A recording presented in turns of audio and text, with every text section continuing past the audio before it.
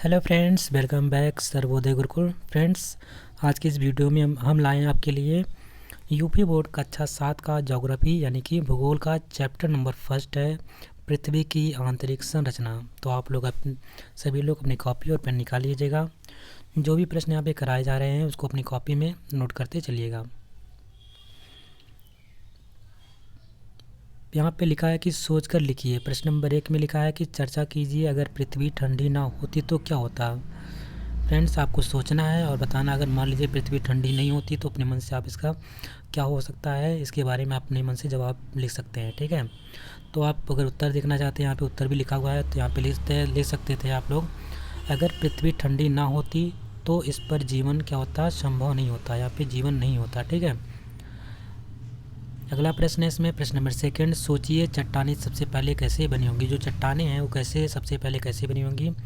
तो हम लोग उत्तर में लिखेंगे, चट्टानें सबसे पहले ज्वालामुखी से निकलने वाले तत्वों और तरल पदार्थों के ठंडे होकर जमने के फलस्वरूप बनी होंगी। तो जो आप ज्वालामुखी होता है, ज्वालामुखी का उद्गार होता है, तो आपको ध्यान रखना फ्रेंड्स, जब इसके अंदर वो रहता है तो क्या कहलाता है, ये मैग्मा कहलाता है। जब जो चीज़ें इसके अंदर रहती हैं वो मैग्मा कहलाती हैं।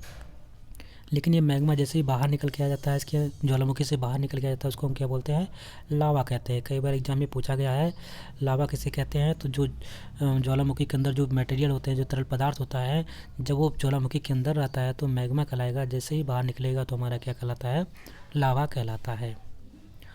प्रश्न नंबर 3 है। प्रश्न नंबर 3 में पूछा जा रहा है कि चर्चा कीजिए कि आग्नेय शैलों में जीवाश्म क्यों नहीं पाए जाते हैं। तो आपसे पूछा जा रहा है कि जो आग्नेय शैल होती हैं, इसको हम इंग्लिश में इग्नियस रॉक कहते हैं। इग्नियस रॉक होती है उसमें आपसे पूछ रहा है जीवाश्म क्यों नहीं पाया जाता। तो उत्तर में लिखेंगे, इग्नियस रॉक या आग्नेय शैलों की रचना जो होती है भूगर्भ से निकलने वाले गर्म एवं पिघले हुए तरल पदार्थों, जिसको मैग्मा के ठंडा होकर जमने के फलस्वरूप हुई है, इसलिए इसमें जीवाश्म नहीं पाए जाते हैं। तो आपको ध्यान रखना है कि जो आग्नेय शैलों का निर्माण कैसे होता है, तो जो आपके भूगर्भ से यानी पृथ्वी के गर्भ से निकलने वाला लावा जो होता है, मैग्मा होता है, मैग्मा निकल के लावा जो बनता है, लावा ठंडा होकर के ये चट्टानों का निर्माण करता है। क्योंकि ये खुद ही तरल पदार्थ में होता है, ये पृथ्वी के अंदर से निकल के आ रहा है, तो जीवाश्म कैसे बन सकता है। जीवाश्म तब बनता है जब कोई चीज़ पृथ्वी के अंदर दब जाती है, तो उसके फलस्वरूप जीवाश्म का निर्माण होता है। ठीक है, तो आपको ध्यान रखना है कि आग्नेय शैलों का निर्माण किससे हुआ है, तो लावे से, यानी कि जो मैग्मा था, मैग्मा के पिघलने के मैग्मा बाहर निकला और बाहर निकल के लावा बना, और लावे से ही लावा जब ठंडा हुआ तो ये आग्नेय शैलों का निर्माण इसी से हुआ है। प्रश्न नंबर 4 है कि सोचिए अगर परतदार शैल ना हो तो कोयला एवं खनिज तेल कहाँ से मिलता है। तो सबसे पहले आपको ध्यान रखना है, जो रॉक होते हैं हमारे, जो चट्टानें होती हैं 3 प्रकार की होती हैं फ्रेंड्स। कौन कौन सी होती है, एक आग्नेय चट्टान होती है, जिसका निर्माण कैसे होता है, लावा जब ठंडा हो जाता है तो उसका जो ठंडा होने के फलस्वरूप जो चट्टान बनती है, जिस चट्टान का निर्माण होता है, उसको हम बोल देंगे आग्नेय चट्टानें कहते हैं। फिर आपका आता है अवसादी चट्टानें। अवसादी चट्टानें यानी कि ये परत के रूप में बनती हैं, और ये क्या होता है, जीवाश्मों के दबने के फलस्वरूप इनका निर्माण होता है। ठीक है, इसको हम अवसादी चट्टान या परतदार चट्टान भी कहते हैं। तीसरा आप ध्यान रखेंगे, रूपांतरित चट्टानें यानी कि मेटामॉर्फिक रॉक किसको बोलते हैं। ये हमारा हो जाता है, इंग्लिश में अगर बात करते हैं इग्नियस रॉक होता है। ये इग्नियस रॉक है, हमारा क्या है कि सेडिमेंट्री रॉक है, यानी कि सेटिंग होने के फलस्वरूप बनती हैं। और थर्ड आपका होता है मेटामॉर्फिक, यानी कि इसका रूप चेंज हो जाने की वजह से जो चट्टान का निर्माण होता है वो मेटामॉर्फिक रॉक कहता है, जैसे कि आपका संगमरमर होता है। संगमरमर आपका है एक मेटामॉर्फिक रॉक कहलाता है, यानी कि रूपांतरित चट्टान कहलाती है। ठीक है, तो यहाँ पे पूछा जा रहा है कि आपसे, अगर सोचिए अगर परतदार शैल ना हो तो कोयले एवं खनिज तेल कहाँ से मिलते हैं। अगर ये मान लीजिए अवसादी चट्टानें ना हो जो जीवाश्म से बनती हैं, तो ये ना हो तो हमारे जो कोयले होते हैं, खनिज तेल होते हैं, वो कहाँ से मिलते हैं। तो उत्तर में लिखेंगे, अगर परतदार शैल ना हो तो कोयला एवं खनिज तेल नहीं मिल पाता। ठीक है, प्रश्न नंबर 5 है, पता करें कि आपके घरों में लगने वाली ईंट का निर्माण कैसे होता है। तो उत्तर में लिखेंगे, सर्वप्रथम गीली मिट्टी को सांचे में दबाकर कच्ची ईंट बनाई जाती है। तो एक हमारे पास इस प्रकार से बॉक्स होता है, उसमें सांचा बना होता है, उस सांचे में क्या करते हैं, गीली मिट्टी जो होती है उसको दबा करके हम क्या करते हैं, कच्ची ईंट बनाते हैं। अब कच्ची ईंट बनाने के बाद क्या होता है, फिर क्या करेंगे, कच्ची ईंट को कोयले के ताप तत्व द्वारा पकाकर पक्की ईंट बनाई जाती है। इस प्रकार जो कच्ची जो ईंट होता है उसका निर्माण किया जाता है। लेकिन उससे पहले भी कई प्रोसेस होते हैं। मिट्टी को चुनना, मिट्टी कौन सी अच्छी होती है ईंट के लिए, उसको पानी में भिगोना 2-3 दिन के लिए, फिर उसके बाद उसको बहुत अच्छी तरीके से उसको मिलाया जाता है। मिलाने के फलस्वरूप तब वो जाकर के मिट्टी तैयार होती है। तब उसको जाकर के गीली मिट्टी को सांचे में डाला जाता है। सांचे में डाल करके उसको कच्ची ईंट बनाई जाती है। उसको सुखाया जाता है। सुखाने के बाद उसको आप ले जाते हैं चिमनियों, जो ईंट भट्टे होते हैं, भट्टों के अंदर ले जाते हैं, रखते हैं। कोयले से उसको ताप देते हैं। तो बहुत लंबा प्रोसीजर होता है, तब जाकर के आपकी ईंट का निर्माण हो जाता है। प्रश्न नंबर 6 में पूछा जा रहा है कि नीचे चट्टान का महत्व बताया गया है। रिक्त खाने में चट्टान का प्रकार लिखिए। यहाँ पे रिक्त खाने हैं, इसमें से आपको चट्टान के प्रकार लिखना है। यहाँ पे चट्टान की महत्व दे रखा है, जैसे कि यहाँ पे मद यानी उपयोग के आधार पर चट्टानें यहाँ पे लिखा है किस प्रकार की चट्टानें हैं। ठीक है, तो अगर हम बात करते हैं मकान व मूर्ति बनाने के लिए किस चट्टान का इस्तेमाल करते हैं, तो हम बालू का पत्थर वाला जो चट्टान होता है, या संगमरमर होता है, चाक होता है, स्लेट होता है, ग्रेफाइट होता है। सबसे मजबूत जो होता है ग्रेफाइट होता है, ये हमारा सबसे मजबूत चट्टान होती है। ठीक है, तो इससे जो मूर्तियाँ किस चट्टानों से बनाई जाती हैं, ये हमारा बालू का पत्थर और संगमरमर से जो होती हैं वो बनाई जाती हैं। ये पहला पॉइंट है। और ये कैसी चट्टान होती है? रूपांतरित चट्टान होती है। हमने 3 चट्टानें बताई, कौन कौन सी? अग्नेय चट्टान होती है, अवसादी चट्टान होती है, और आपकी रूपांतरित चट्टान होती हैं। 3 प्रकार की चट्टानें होती हैं। लिखने के लिए हम किस चट्टान का उपयोग करते हैं? तो लिखने के लिए हमारा जो चाक होता है, स्लेट होता है और ग्रेफाइट होता है।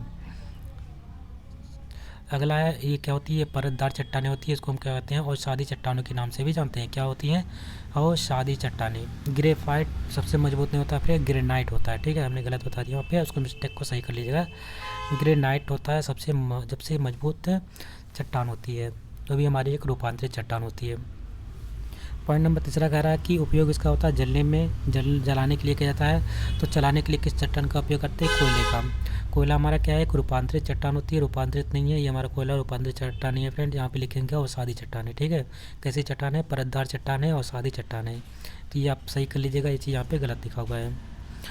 आभूषण यानी कि हीरा, ये हमारा कैसा रूपांतरित चट्टान है। हीरे का जो निर्माण होता है वो हमारा कैसा है? रूपांतरित चट्टान के अंतर्गत आती है। कृषि के लिए क्या? कृषि के लिए हम किस चट्टान का उपयोग करते हैं? तो कृषि के लिए हम चीका मिट्टी, लावा मिट्टी, लोयस मिट्टी, ये सब क्या होती है? ये सब हमारी अग्नेय चट्टान होती हैं। इनका निर्माण अग्नेय चट्टानों से होता है, इस प्रकार की चट्टानों का। प्रश्न अब आइए हम लोग देखते हैं अभ्यास प्रश्न का पहला प्रश्न यहाँ पे दे रखा है। निम्नलिखित प्रश्नों के उत्तर दीजिए। प्रश्न नंबर का में कह रहा है आपसे पृथ्वी की आंतरिक परतों के नाम लिखिए। पृथ्वी के अंदर जो हमारी जो पृथ्वी है, जो हमारी गोल आकृति की पृथ्वी होती है ना, इसमें कई परत होते हैं। ठीक है, इन परतों के नाम आपको लिखना है, जैसे कि कौन कौन से परत हैं, उन परतों के नाम आपको लिख के बताना है। तो आइए जानते हैं फ्रेंड्स क्या क्या होती हैं और किस किन चीज़ों से इनका मिलकर निर्माण होता है। तो आपको ध्यान रखना है, जो पृथ्वी के अंदर 3 परतों में, जो पृथ्वी होती है हमारी अंदर से 3 परतों में विभाजित होती है। कितने परतों में? तो 3 परतों में विभाजित होती है। पहला जो सबसे ऊपर वाला जो भाग होता है जिसपे हम लोग रह रहे हैं, उसको हम बोलते हैं, क्या बोलते हैं? भूपर्पटी बोलते हैं। क्या बोलते हैं फ्रेंड्स? भूपर्पटी बोलते हैं उसको। दूसरा हमारा मेंटल कहलाता है, मेंटल।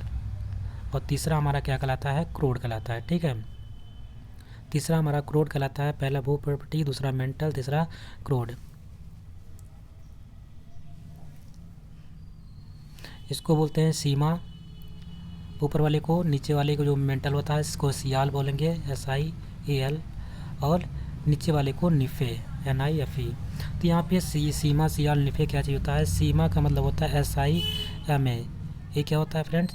सीमा और मैग्नीशियम से बना होता है। जो ऊपर वाला भाग होता है किसमें होता है? सीमा और सिलिका और मैग्नीशियम से बना होता है पहला ऊपर वाला भाग, इसलिए इसको सीमा बोलते हैं। सीमा, सियाल की बात करते हो तो सिलिका, उल्टा बोल दिए। पहले से आपका सिलिका और एल्युमिनियम से बना होता है सियाल, सीमा और निफे। सियाल आपका सिलिका और एल्युमिनियम यानी कि जो प्रॉपर्टी हमारी होती है किसकी बनी होती है? सीमा की बनी होती है और एल्युमिनियम की बनी। सीमा मतलब कि सिलिका से बना होता है, एल्युमिनियम से बना होता है। फिर जो हमारा सेकंड पार्ट आता है मेंटल जो होता है वो सीमा से बनता है। किससे? सीमा क्या होता है फ्रेंड? सीमा यानी कि सिलिका और मैग्नीशियम।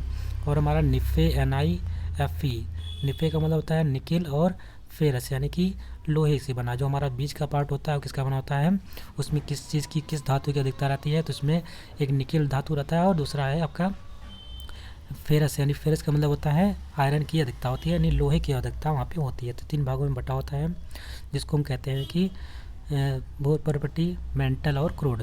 मेंटल जो होता है आपका 2 परतों में विभक्त होता है। जो मेंटल होता है आपके 2 भागों में बटा होता है। कौन कौन से होते हैं, एक तो ऊपरी भाग तथा दूसरा निचला मेंटल में विभक्त होता है। क्रोड भी आंतरिक और बाह्य क्रोड में विभक्त होता है। तो भूप्रॉपर्टी के सिर्फ एक भाग होते हैं, मेंटल के 2 भाग होते हैं। इसमें निचला और उपला मेंटल कहलाता है, क्रोड में आंतरिक और बाह्य क्रोड कहलाता है। इस प्रकार से आपके जो पृथ्वी की आंतरिक संरचना होती है वो उनका निर्माण इस प्रकार से किया जाता है। अगला प्रश्न है, भूपर्पटी की सबसे अधिक मोटाई कहाँ होती है। जो भूपर्पटी होती है हमारी, वो उसमें सबसे अधिक ऊंचाई मोटाई कहाँ पे होती है, तो ध्यान में रखेंगे, उत्तर में लिखेंगे भूपर्पटी की सबसे अधिक मोटाई पर्वतों के नीचे होती है। जो पर्वत होते हैं ना, उनके नीचे सबसे अधिक होती है। पर्वतों के नीचे इसकी मोटाई कहीं ना कहीं कहीं आप देखेंगे कितने किलोमीटर तक, 70 किलोमीटर तक उसकी मोटाई होती है। जहाँ पर्वत होते हैं वहाँ पे भूपर्पटी की जो मोटाई होती है लगभग 70 किलोमीटर तक होती है। अगला प्रश्न है, ज्वालामुखी विस्फोट में निकलने वाला लावा कहाँ एकत्रित होता है। जब ज्वालामुखी का विस्फोट होता है तो लावा जो निकलता है, क्योंकि जो जब तक वो पृथ्वी के अंदर भूगर्भ में रहता है तब तक वो क्या कहलाता है, हमारा मैग्मा कहलाता है। क्या कहलाता है, मैग्मा कहलाता है। जैसे ही वो बाहर निकल जाता है, पृथ्वी से बाहर निकल जाता है, तो हमारा क्या कहलाता है, लावा कहलाने लगता है। ये जो लावा क्या होता है फ्रेंड्स, ये लावा एकत्रित रहता है। कहाँ पे एकत्रित होता रहता है, तो ज्वालामुखी के विस्फोट से निकलने वाला लावा होता है पृथ्वी की सतह पर जमा होता है। यहाँ पे लोहा लिखा है, उसको सही कर लीजिएगा। जो लावा है वो कहाँ पे जमा होता है, पृथ्वी की सतह पे इसका जमा होता है। और ठंडा होकर किस प्रकार के शैलों का निर्माण करता है, तो आग्नेय शैलें होती है या इग्नियस रॉक का ये निर्माण करती हैं। आइए हम लोग देखते हैं अग्नेय शैलों की विशेषताएं क्या होती हैं। जो हमारे इग्नियस रॉक होते हैं, अग्नेय शैल होती है, उनकी विशेषताएं क्या होती हैं। पहला पॉइंट आपको ध्यान रखना है, लिखेंगे हम लोग, अग्नेय शैल की निम्नलिखित विशेषताएं होती हैं। कौन कौन सी विशेषताएं हैं। पॉइंट नंबर 1 है, ये शैल कठोर होती है। सबसे पहले जो शैल होती है कठोर होती है, और इनका जो अपर्दन होता है, यानी कि जो क्षरण होता है, ये कट करके एक दूसरे स्थान पे नहीं जाती। इनका जो अपर्दन बहुत ही कम होता है। दूसरा, ये शैल जब ये कठोर होंगे तो जाहिर सी बात है कटेंगी नहीं और इनका अपर्दन भी नहीं होगा। ये शैल जो होते हैं रवेदार और दानेदार होती हैं, क्योंकि आपको पता है ये मैग्मा से बना हुआ है, तो रवेदार भी होंगी और दानेदार भी होंगी। बिल्कुल बात ये यहाँ पे सही लिखा रखा है, इसकी ये क्वालिटी है। पॉइंट नंबर 3 में कह रहा है कि शैलों में परत नहीं पाई जाती है। बिल्कुल नहीं पाई जाती है, क्योंकि ये शैलें होती हैं, ये लावे के जो लावा होता है, पिघला हुआ लावा होता है, उससे इसका निर्माण इससे हो रहा है। तो ये कहीं ना कहीं इसमें जो परत होगी, परतें नहीं पाई जाती। परतें तब पाई जाती हैं जब कोई चीज़ एक धीरे धीरे आकर के जमा होती है, तब उसको एक परत के रूप में बन जाती हैं। तो ये हमारी परतदार चट्टानें कहलाती है। कोई चीज़ हम मान लीजिए कोई चीज़ हम डंप कर रहे हैं, मतलब डंप का मतलब वहाँ पे किसी स्थान पे रख रहे हैं, काफ़ी दिनों से दबाते जा रहे हैं, तो एक परत के रूप में उसका निर्माण होता है। तो ये हमारी परतदार से अलग कहलाती है। जबकि अग्नेय शैल में सिर्फ लिक्विड फॉर्म होता है, लिक्विड आकर के जम जाती है, तो कहीं ना कहीं परत के रूप में नहीं जमेगी, तो इसलिए वो परतदार शैल नहीं होती है। इन शैलों में जीवाश्म नहीं पाए जाएंगे। जाहिर सी बात हो, अगर वो पिघल के जमी है तो उसके अंदर जीवाश्म जिंदा ही नहीं रह पाएंगे, तो कहाँ से जीवाश्म पाई जाएगी। इन शैलों का संबंध प्रायः ज्वालामुखी से होता है। बिल्कुल सही है, क्योंकि ज्वालामुखी से निकलने वाला जो लावा होता है उन्हीं से इन सबका निर्माण किया जाता है। प्रश्न नंबर नेक्स्ट है, रूपांतरित शैलें कैसे बनती हैं। जो रूपांतरित शैलें होती हैं, यानी कि जिसको मेटामॉर्फिक रॉक कहते हैं, इनका निर्माण कैसे होता है, इसके बारे में आपको लिखना है। उत्तर में लिखेंगे, आग्नेय शैल तथा परत जाल शैल के दाब व ताप द्वारा परिवर्तन के फलस्वरूप रूपांतरित शैल बनती है। जो हमारी अगले शैल होती है, अगर इस पर कोई टेम्परेचर लगा दे, दाब लगा दे, तो जो इसका अलग जो एक नया शैल का बनती है, वो क्या कहलाती है, हमारी रूपांतरित शैल कहलाती है, यानी कि मेटामॉर्फिक रॉक कहलाती है। इसी प्रकार जो हमारा परतदार शैल होती है, उसमें अगर हम उसके दाब में या ताप में कोई परिवर्तन करते हैं, तो हमारी जो नई राख बनेगी वो राख हमारी कैसी कहलाती है, वो हमारी रूपांतरित राख कहलाती है। जो रूपांतरित राख होती है वो आपकी आग्नेय शैलों से बनती है और परतदार शैल, यानी दोनों शैलों से अगर दोनों शैलों के ताप और दाब में कोई हम परिवर्तन करते हैं, तो नए जो शैल का निर्माण होता है वो हमारा शैल जो क्या कहलाता है, वो हमारा शैल रूपांतरित शैल कहलाएगी। प्रश्न नंबर 2 है। प्रश्न नंबर 2 में कह रहा है कि यहाँ कुछ शैलों के नाम दिए गए हैं, उन्हें सही वर्ग में लिखिए। यहाँ पे कुछ शैल दे रखे हैं, यानी कि उनको सही वर्ग में लिखना है। तो पहले देखते हैं कौन कौन से शैल है। ग्रेफाइट है, हीरा है, चूने का पत्थर है, संगमरमर है, अभ्रक है, कोयला है, स्लेट है, बालू है, बालू बेसाल्ट है, ग्रेनाइट है और अग्नेय, परतदार, रूपांतरित, यानी 3 में आपको इसको जितनी ऊपर तीनों दे रखी हैं, इस सेल टोटल यहाँ पे जितने सेल दे रखे हैं, इन सेलों को 3 में अलग अलग कौन सी अग्नेय सेल है, कौन सी परतदार सेल है, इसमें से कौन सी रूपांतरित सेल है, उसको लिखना है। उससे पहले आप क्या कर लेंगे, इस प्रकार से आप बना लेंगे, 3 कॉलम बना लेंगे, लिखूंगे सेलों का वर्गीकरण, ठीक है। एक में लिखेंगे आग्नेय सेल, दूसरे में अवसादी सेल, तीसरे में रूपांतरित सेल। तो जो हमारा अभ्रक होता है फ्रेंड्स, वो कहता है अभ्रक हमारा, इसमें से अभ्रक चुन लेंगे। अभ्रक वाला क्या है, ये हमारा आग्नेय सेल है। बेसाल्ट हमारा है, बेसाल्ट यहाँ पे है, बेसाल्ट हमारा कैसा है, ये भी हमारा आग्नेय सेल है। ग्रेनाइट, ग्रेनाइट कैसा है, ग्रेनाइट भी हमारा आग्नेय सेल है। सबसे कठोर सेल ये होता है, जो सबसे कठोर सेल है वो हमारा ग्रेनाइट होता है। और किससे बना होता है, ये हमारा अग्नेय सेलों से बना होता है। अवसादी सेल की अगर बात करते हैं तो हमारा जो कोयला है अवसादी सेल के बीच में अंतर्गत आता है। चूने का पत्थर जो अवसादी है, बालू भी हमारा अवसादी है। अगर रूपांतरित की बात करते हैं तो रूपांतरित में संगमरमर है, स्लेट है, ग्रेफाइट है और हीरा है। ग्रेफाइट, हीरा, स्लेट और संगमरमर ये सब रूपांतरित सेलें हैं और आपके एग्ज़ाम में पूछा भी जाता है। साथ ही साथ जब भी आप कोई किसी कंपटीशन एग्ज़ाम में भी इस प्रकार से क्वेश्चन पूछी जाती है, पूछ लेता है ग्रेफाइट किस प्रकार का सेल है, तो उसका आंसर बताएंगे रूपांतरित सेल है, यानी कि मेटामॉर्फिक रॉक है। नेक्स्ट प्रश्न है, प्रश्न नंबर 3 में कह रहा है कि निम्नलिखित वाक्यों से गलत शब्द को काटकर सही वाक्य यानी सही शब्द जिसको यहाँ पे भरना है।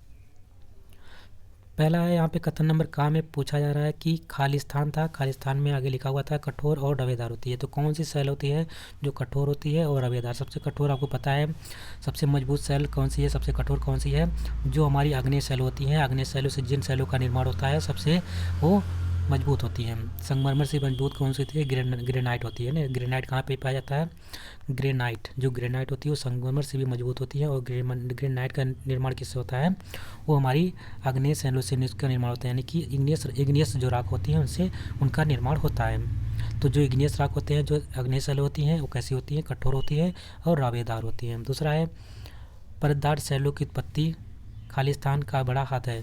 तो परतदार सेलों के लिए उसकी उत्पत्ति के लिए कौन सी है, जो नदियाँ हमारी होती हैं, नदियाँ क्या करती हैं फ्रेंड्स, वो अपने साथ अलग अलग प्रकार की मिट्टियाँ या बालू और या कंकड़ पत्थर ला करके वो धीरे धीरे जमा देती हैं। तो इस प्रकार से जिन सेलों का निर्माण होता है उसको हम बोलते हैं परतदार सेल या अवसादी सेल कहते हैं इसे, ठीक है। तो इनके लिए सबसे ज़्यादा उत्तरदायी कौन होता है, इसकी उत्पत्ति के लिए नदियाँ ही सबसे बड़ी उत्तरदायी होती हैं। अगला है रूप तथा गुणों के परिवर्तन से बनी जो सेल होती है कैसी होती है, तो रूपांतरित सेल होती है। यहाँ पे खाली स्थान में हम क्या भरेंगे, रूपांतरित सेल, यानी कि इनके रूप और गुण में कोई परिवर्तन अगर हो जाता है जिन सेलों के। और ये सेलें किन किन से बन सकती हैं, ये सेलें हमारे अवसादी चट्टानों से भी बन सकती हैं, अवसादी सेलों से भी बन सकती हैं और आग्नेय सेल, यानी दोनों सेल जो हैं यहाँ पे दोनों सेल जो दे रखे हैं कहीं ना कहीं इनका निर्माण दोनों सेलों से होता है। अगला पॉइंट है चूने के पत्थर से क्या बनता है। तो चूने के पत्थर से क्या फ्रेंड बनता है, संगमरमर का निर्माण होता है। जो चूने के पत्थर से संगमरमर का यहाँ पे निर्माण होता है, ये हमारा कैसा है, रूपांतरित चट्टान है, रूपांतरित सेल है। हिमालय पर्वत कैसा है, किस प्रकार के सेल का उदाहरण है, तो ये हमारे परतदार सेल का उदाहरण है, ठीक है। और इसको हम जवान हिमालय कहते हैं क्योंकि इसका अभी जो हाइट है बढ़ती जा रही है, ठीक है।